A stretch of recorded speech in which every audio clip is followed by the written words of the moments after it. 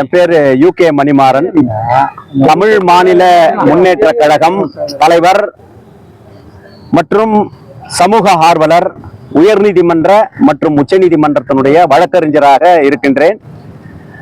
மேலும் இப்பொழுது நான் எடுத்துக்கொண்டிருக்கின்ற இந்த முயற்சி, இந்த பகுதியில விபத்துகள் நடக்காமல் இருக்கவும், உயிர் சேதங்கள் அதிக அளவில் நடந்து கொண்டிருக்கின்றது. இந்த உயிர் சேதங்களை தவிர்க்கவும் தான் உங்களை பத்திரிகையாளர்களை நேரில் சந்திக்கின்றேன். இன்னைக்கு திருவள்ளூர் டவுன்ல இருந்து ஊத்துக்கோட்டைக்கு சாலை விரிவாக்க பணி நடந்து கொண்டிருக்கின்றது. இந்த சாலை விரிவாக்க பணியில கிட்டத்தட்ட 3ஆம் தேதியிலிருந்து இன்று வரைக்கும் குறைந்தபட்சம் ஒரு 6 பேர் இறந்திருக்கிறாங்க விபத்துல. இந்த விபத்து எதற்காக நடக்கிறது அப்படின்னா, இவங்களுடைய அஜாக்கிரதை.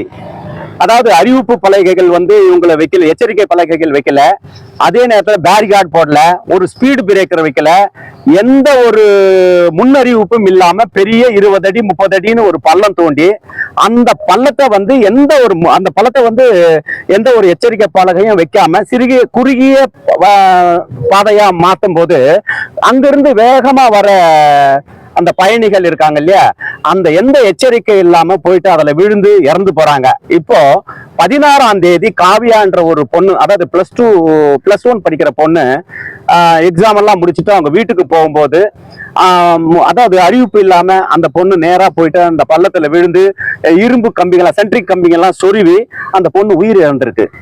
இதுக்கு யாரு காரணம்? இன்னொன்னு, இதுக்கு முன்னாடி 3ஆம் தேதி ஒரு தரவுகள் பிரகாரம் நான் செயின்ட் பீட்டர்ஸ் காலேஜ்ல படிக்கிற 2 பேரு, ரிஷி ராஜபிரியன், இவங்க வந்திருக்கிறானுங்க. ஒரு 8ஆம் வகுப்பு படிக்கிற பையனை கூட்டும் போது வந்திருக்கிறானுங்க. அந்த பையன் பேரு யஸ்வந்த். அந்த பையன் இதே மாதிரி ஆக்சிடென்ட்ல இறந்திருக்கிறான். அதே மாதிரி புல்லரம்பாக்கத்துல 10/3/2026 அன்னைக்கு அங்க 2 பேர் இறந்திருக்கிறாங்க. இதுக்கெல்லாம் யாரு காரணம்? இதன் பிறகு இங்க கண்டிகையில ஒரு 11 பேர் ஏத்தின்னு போயிருக்காங்க வண்டியில, வாகனத்துல, ஆட்டோல.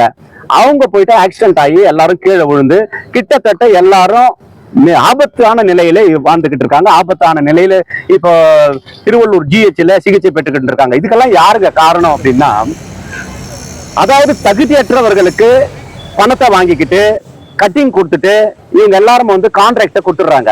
எப்படி?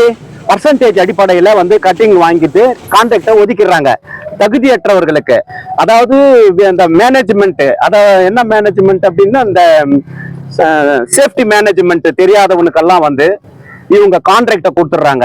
இந்த கான்ட்ராக்ட் கொடுக்கறது யாரு அப்படின்னா மினிஸ்டர் லெவல்ல கொடுப்பாங்க. சரி, அதன் பிறகு மினிஸ்டர் அதை நம்ம விட்டுடுங்க, ஏன்னா அரசியல் ரீதியா அவங்களுடைய அழுத்தத்துல அவங்க கொடுப்பாங்க.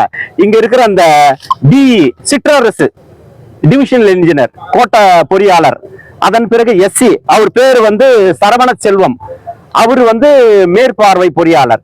இவங்க எல்லாம் என்ன பண்றாங்க, அனுபவமே இல்லாம சேஃப்டி மேனேஜ்மெண்ட்டுக்கு கொஞ்சம் கூட அறிவே இல்லாதவனுக்கு கான்ட்ராக்டை ஒதுக்கி கொடுத்துட்றாங்க. இதனால என்ன ஆகுது, அங்கங்க போயிட்டு ஆக்சிடென்ட் நடந்துகிட்டே இருக்குது.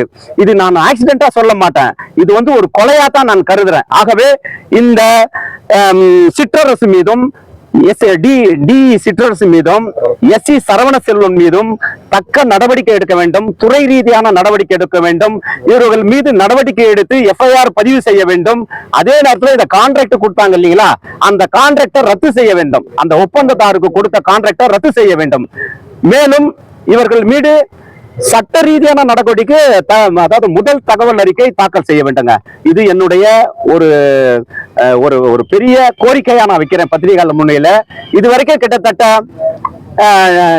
DGP, ADGP, IG north zone IGக்கு, மற்றபடி SP, DSP எல்லாருக்குமே பெட்டிஷன் கொடுத்துருக்கிறோம். அதே மாதிரி IAS அதிகாரி, ஹோம் செக்ரட்டரி வரைக்கும், ஹோம் செக்ரட்டரி, அதுக்கப்புறம் உள்துறை செயலாளர், அதாவது உள்துறை செயலாளர், சீஃப் செக்ரட்டரி, மற்றும் இருக்கின்ற அந்த ஹைவேஸ் டிபார்ட்மெண்ட்டினுடைய செக்ரட்டரி, மற்றபடி இருக்கிற செக்ரட்டரியேட்ல இருக்கிற IAS அதிகாரிகளுக்கும் கொடுத்துட்டோம். அதே மாதிரி இவங்க இருக்கிற PWDல இருக்கின்ற சீஃப் இன்ஜினியர் வரைக்கும் நாங்க கொடுத்துருக்கிறோங்க. மனிதவள மேம்பாட்டுக்கும் கொடுத்துருக்கிறோம். இப்போ எல்லாருக்கும் நாங்க பெட்டிஷன் கொடுத்துருக்கோம். இதுவரைக்கும் எந்த ஒரு நடவடிக்கையும் இல்லை. எதற்காக இவங்க ஆக்ஷன் எடுக்காம இருக்காங்கன்னு எனக்கு தெரியல. இதுல வந்து ஏதோ ஒரு உள்குத்து இருக்குது. ஆகவே இதை குறித்து இனிவரும் காலங்களில் மிகப்பெரிய ஆர்ப்பாட்டங்களும் போராட்டங்களும் வந்து நடந்தே தீரும். ஏன்னா இப்ப எலெக்ஷன் டைம்ல வந்து இதை பத்தி யாருமே கண்டுக்க மாட்டேன்றீங்க. ஏன்னா பெரிய பெரிய பத்திரிகையாளர்களும் வருவாங்க, அதை பண்றாங்க இதை பண்றாங்கன்னா, இப்ப பாருங்க நீங்க தான் இப்ப வந்து எல்லாருக்கும் ஆதரவு கொடுத்துட்டு இருக்கிறீங்க. அப்ப என்ன நடக்குது இங்க? சாதாரணமான உயிர் வந்து ஒரு சாதாரணம் ஆயிடுச்சுங்க. இப்ப எல்லாரும் வந்து உயிர் எல்லாருக்குமே பொதுவானது தானே. அவங்க படிக்க, அதாவது மாணவர்கள் செத்துதான் அவங்க அதாவது அவங்க பேரண்ட்ஸுக்கு எவ்வளவு கஷ்டம் இருக்குங்க. ஒரு 11ஆம் வகுப்பு படிக்கிற ஒரு பொண்ணு செத்து போகுது, சின்ன பையன் செத்து போறான், எவ்வளவோ பேர் இறந்து போறாங்க இந்த விபத்தால. இந்த விபத்துக்கு காரணம் வந்து சிற்றரசும் சரவண செல்வம் தான். ஆகவே இவங்க மேல வந்து நடவடிக்கை எடுக்குமாறு தாழ்மையுடன் கேட்டுக்கொள்கிறேன். மேலும் இந்த நடவடிக்கை எடுக்கவில்லை என்றால் மாபெரும் போராட்டம் நடைபெறும். இங்குள்ள தலைமைச் செயலகத்துக்கு முன்னால் நடைபெறும் என்பதை தெரிவித்துக் கொள்கிறேன். அதே நேரத்தில் தலைமைச் செயலகத்துக்கு முன்னால போராட்டத்தை பண்ணிட்டு டிஜிபி ஆபீஸை வந்து நாங்க முற்றுகையிடுவோம். தயவு செய்து அதே மாதிரி எஸ்பி ஆபீஸ்ல முற்றுகையிடுவோம், இதே கலெக்டர் ஆபீஸை முற்றுகையிடுவோம். தயவு செய்து இதை மெத்தனம் காட்டாமல் உடனே துரித நடவடிக்கை வேண்டி உங்களிடத்துல வந்திருக்கின்ற நீங்க என்ன பண்ண போறீங்கன்றத உங்க கையில தான் இருக்குது. ஆமா, அதே நேரத்துல அதாவது அந்த இறந்த குடும்பம் இருக்கு இல்லையா, அந்த குடும்பத்துக்கு வந்து எந்த ஒரு நஷ்டஈடும் இன்னும் கொடுக்காம இருக்காங்க. யாரு? மாவட்ட நிர்வாகம் கொடுக்கல, அந்த ஹைவேஸ் டிபார்ட்மெண்ட்டும் கொடுக்கல, போய் கொத்து கொத்தா செத்துக்கிட்டு இருக்காங்க. இது வந்து ஒரு சாதாரணமான நிகழ்ச்சியா போச்சு இந்த பகுதியில. இதை யாரும் பெருசா எடுத்துக்க மாட்டேன்றாங்க. இந்த விஷயத்தில் அரசாங்கம் துரித நடவடிக்கை எடுக்க வேண்டும் என்று நான் கேட்டுக்கொள்கிறேன். என் பேரு UK மணிமாறன், தமிழ் மாநில முன்னேற்ற கழகத்தினுடைய தலைவர், உச்சநீதிமன்ற உயர்நீதிமன்ற வழக்கறிஞர் மற்றும் சமூக ஆர்வலருங்க.